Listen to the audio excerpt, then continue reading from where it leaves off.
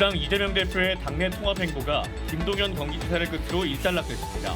김동연 지사는 개헌이 적기라며 신뢰 회복이 필요할 때라고 강조했습니다. 민주당 비명계 주요 인사들이 이낙연 전 국무총리의 합류 필요성을 잇따라 언급하면서 통합 대상에 관심이 커지고 있습니다. 이재명 대표의 통합 정치가 시험대에 오르고 있습니다. 여수 산단의 건설 폐기물을 불법 매립한 DL건설에 대해 여수시가 봐주기 단속을 했다는 의혹이 사실로 드러났습니다. 3년 전엔 불법 매립 신고를 2번이나 받고도 사건을 은폐했습니다. 20대 네팔 출신의 이주 노동자가 지난 22일 숨진 채 발견됐습니다. 같은 나라 팀장의 괴롭힘 때문이란 증언이 나오면서 경찰의 수사에 나섰습니다. 여러분 안녕하십니까? KBC 8시 뉴스 시작합니다. 이재명 더불어민주당 대표가 김동연 경기도지사를 만나 의견을 나누며 통합 행보를 이어갔습니다. 김동연 지사는 지난 대선 때 약속했던 개헌을 왜 추진하지 않는지 유감이라면서 신뢰 회복이 필요할 때라고 강조했습니다. 이영길 기자입니다. 이재명 대표가 당내 비명계 주축들과의 만남 마지막으로 김동연 경기도지사와 오늘 회동을 가졌습니다.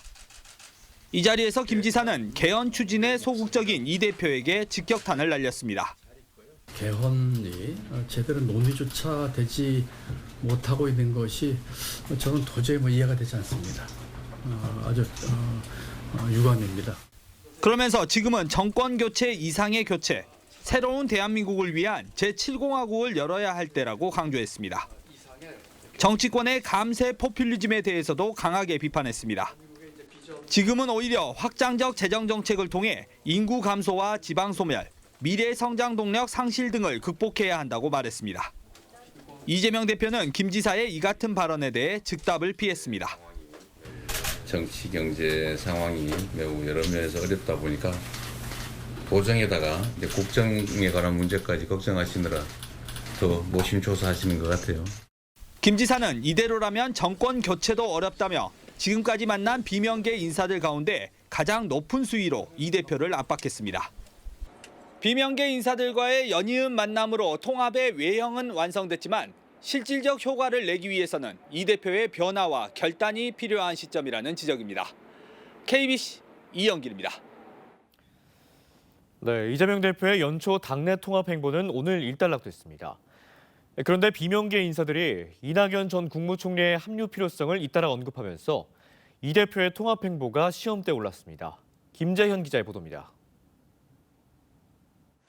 대선 시기가 빨라지면서 유력 대선 주자인 이재명 더불어민주당 대표가 비명계 인사들과의 접촉을 늘려가고 있습니다.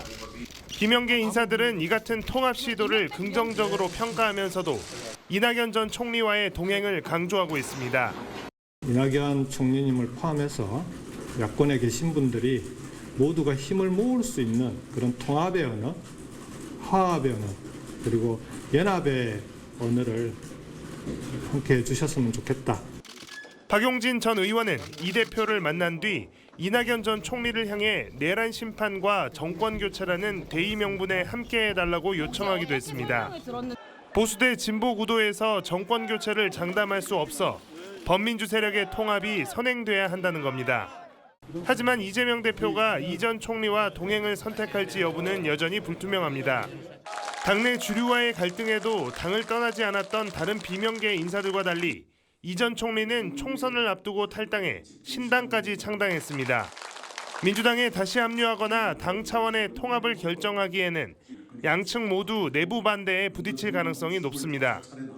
이 전 총리 역시 이 대표의 통합 행보에도 불구하고 최근 수위 높은 비판을 연일 이어가고 있어 관계 개선이 쉽지 않을 것이라는 전망입니다. 민주세력 재결집에 나선 이재명 대표가 통합의 가장 큰 변수가 될 이 전 총리와의 관계 변화에 적극적으로 나설지 주목됩니다. KBC 김재현입니다. 내일은 낮 기온이 15도 안팎까지 오르며 포근한 가운데 아침부터 비가 내리겠습니다. 이번 비는 월요일까지 광주와 전남에 최대 30mm가 예보됐습니다. 아침 최저 기온은 목포 4도, 광주 5도, 여수 6도 등 2도에서 6도의 분포로 오늘과 비슷하겠습니다. 낮에는 순천 12도, 무안 13도, 광주 14도 등 11도에서 15도 분포로 포근하겠습니다. 여수 산단의 건설 폐기물을 불법 매립한 DL건설에 대해 여수시가 봐주기 단속을 했다는 소식 전해드렸는데요.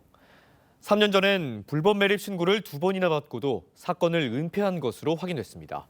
박승현 기자가 취재했습니다. 건설 폐기물 1000톤이 묻혀 있는 걸로 추정되는 여수 산단 내 A기업 공장 부지입니다. 지난 2022년 부지 조성용 흙을 공급하던 DL건설이 건설 폐기물을 몰래 반입해 파묻은 겁니다. 보니까 우리 입장에서는 그걸 전량 다 퍼내라라고 요청을 했고요. 사정이 이런데도 여수시는 추정치의 125분의 1인 8톤만 불법 매립한 것으로 결론을 내리면서 사건을 축소했다는 의혹을 사고 있습니다. 그런데 여수시의 DL건설 봐주기는 이뿐만이 아니었습니다. 3년 전 폐기물을 불법 매립한다는 신고를 2번이나 받고도 어찌된 일인지 사건을 조사하지 않고 그대로 덮은 것으로 확인됐습니다. 여수시에 민원이 여러 번 들어가서 여수시에서 현장 점검을 한 걸로 알고 있는데 그때 당시에서 정확하게 점검하고 처벌하고 했더라면 지금에 와서 이런 일이 불거지지도 않았을 겁니다. 이후 DL건설은 아무런 제재를 받지 않고 건설 폐기물을 석 달 동안이나 거리낌 없이 파묻었습니다. 이렇게 건설 폐기물을 불법 매립해 아낀 비용은 줄잡아 50억 원에 달하는 것으로 추정됩니다. 미국이나 싱가포르 같은 경우에는 이런 일이 발생을 했을 때 최대 330억 원까지 벌금을 물리고 경영진까지 처벌하는 사례가 있더라고요. 이렇게 강력하게 처벌을 해야지만이 의도적으로 건설 폐기물을 불법 매립한 DL건설, 그리고 이를 알고도 모른 척 눈을 감은 여수시. 여수시와 DL건설 사이 유착 의혹마저 불거지면서 사법당국의 수사가 필요하다는 지적이 제기되고 있습니다. KBC 박승현입니다. 금호 아시아나그룹이 38년 만에 대기업 집단에서 제외됐습니다.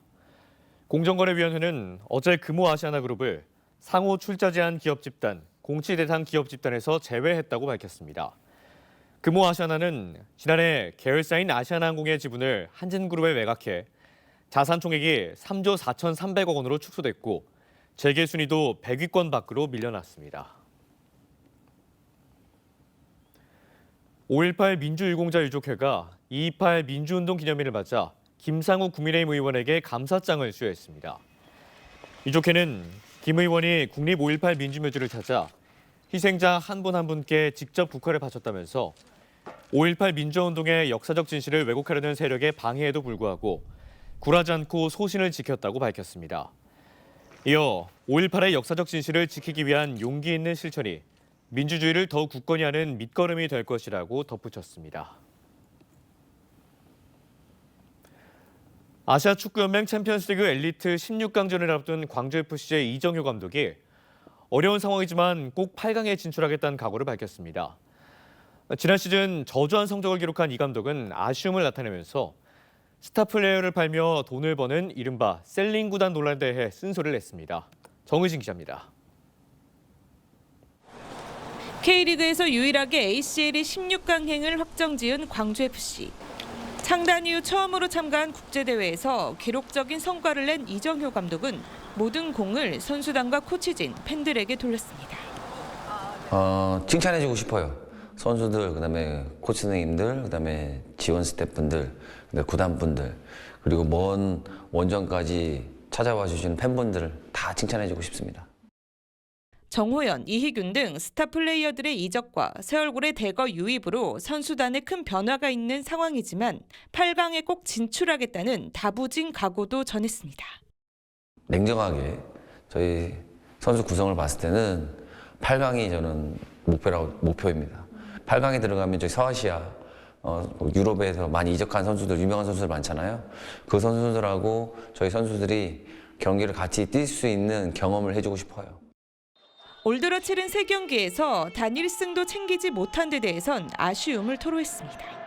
다만 질경기는 비기고 패배하진 않았기 때문에 긍정적으로 평가하고 있다고 밝혔습니다. 시민구단이 갖고 있는 열악한 재정 여건과 셀링 구단이라는 오명에 대해선 쓴소리를 냈습니다. 올해 1년 버텼어. 또 내년도 버티면 되지.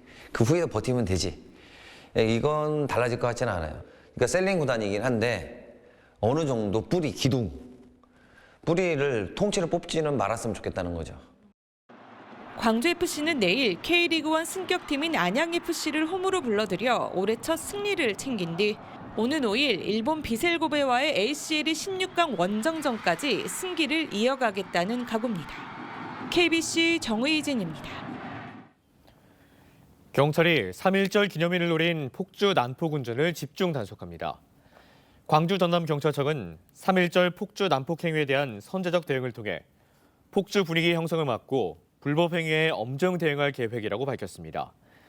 특히 심야 시간대 주요 교차로와 예상 집결지에서 음주 단속을 실시하고 이륜차 동호회와 중고차 홈페이지 등에서도 단속 활동을 이어갈 계획입니다. KBC 광주방송과 전라남도가 남도의병 콘텐츠 활성화를 위한 업무 협약을 체결했습니다. 이번 협약을 통해 KBC와 전남도는 남도의병 관련 콘텐츠 공동기획과 제작, 홍보, 의병 자료 공유와 역사적 고증 자문 협력, 역사적 연구 활성화 등에 나섭니다. 한편 오는 12월 임시 개관을 목표로 추진 중인 남도의병 역사박물관은 총 사업비 422억 원을 들여 나주시 공산면 일원에 건립될 예정입니다. 영암의 한 축산업체에서 일하던 20대 네팔 출신의 이주 노동자가 지난 20일 숨진 채 발견됐습니다. 이 사실이 알려지자 노동단체를 중심으로 직장 내 괴롭힘 의혹이 불거졌는데요. 업체는 사실 무근이라는 입장이지만 동료 직원들의 증언이 잇따르면서 경찰은 수사에 나서겠다고 밝혔습니다. 조경원 기자가 취재했습니다. 영암의 한 공장형 돼지 농장입니다.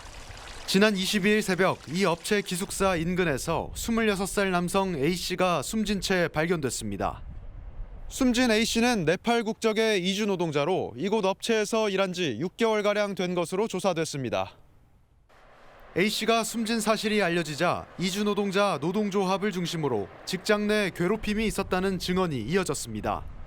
업체 생산팀장인 네팔 국적 30대 B씨가 A씨에게 술과 담배를 강요하고 폭행하는 등 지속적으로 괴롭혔다는 겁니다. A씨가 극단적 선택을 하기 불과 3시간 전까지 B팀장이 식당에서 A씨를 혼내는 걸 직접 봤다는 직원도 있습니다. मैले भनेको मानेन भने तिमीहरूले यसरी गाली खान्छ मेरो त्यही भनेको उसले अब साहुले मलाई गाली गर्छ मेरो काम यही हो गाली गर्ने काम मेरै हो. 한국인 사장은 5년 전 B팀장을 고용했고 네팔인 직원 16명을 포함한 이주 노동자 관리와 통역을 맡겼습니다. A씨의 동료들은 사장의 신임을 받는 B팀장의 괴롭힘이 오래전부터 있었다고 주장합니다. 작업이 마음에 안 든다며 밤에 다시 불러 일을 시켰고 화장실도 맘대로 가지 못하게 했으며 말을 듣지 않으면 감시 카메라가 없는 공간으로 데려가 폭행했다고 증언했습니다. 하지만 업체 측은 A씨의 죽음에 대해 안타깝게 생각한다면서도 직장 내 괴롭힘은 전혀 없었다는 입장입니다. 그 주장은 다 허위고요. 누구보다 정직하고 자기 업무를 정확하게 일을 하는 사람입니다. 그 직원은 절대 폭언을 한다거나 폭행을 했다 그건 전혀 없었습니다. 이주 노동조합은 노동자 전원에 대한 사업장 변경을 업체에 요구했고 관계기관에 철저한 수사를 촉구했습니다. A씨의 사망 원인을 조사하고 있는 경찰과 노동당국도 고발장을 접수받는 대로 직장 내 괴롭힘 여부를 살펴볼 방침입니다. KBC 조경원입니다. 네, 앞서 보신 것처럼 네팔 이주 노동자가 직장 내 괴롭힘 탓에 극단적인 선택을 했다며 철저히 조사해야 한다고 노동단체가 주장했습니다. 전남 이주 노동자 인권 네트워크는 오늘 오후 고용노동부 목포지청에서 기자회견을 열고 20대 이주 노동자가 지속적인 직장 내 괴롭힘으로 극단적인 선택을 하게 됐다고 말했습니다. 단체는 재발 방지 대책 마련과 함께 다른 피해 직원들에 대해서도 추가 조사가 필요하다고 강조했습니다. 전남대학교가 2025학년도 입학식을 개최했습니다. 전남대는 오늘 전남대 민주마루에서 입학식을 열고 학사와 석사, 박사과정 총 6,656명의 신입생들의 시작을 축하했으며 1학기 수업은 다음 달 4일 시작합니다. 이날 행사에서 이근배 신임총장과 학생회, 교직원 등 학교 구성원 70여 명은 합창과 율동을 선보이며 신입생들의 새로운 출발을 응원했습니다.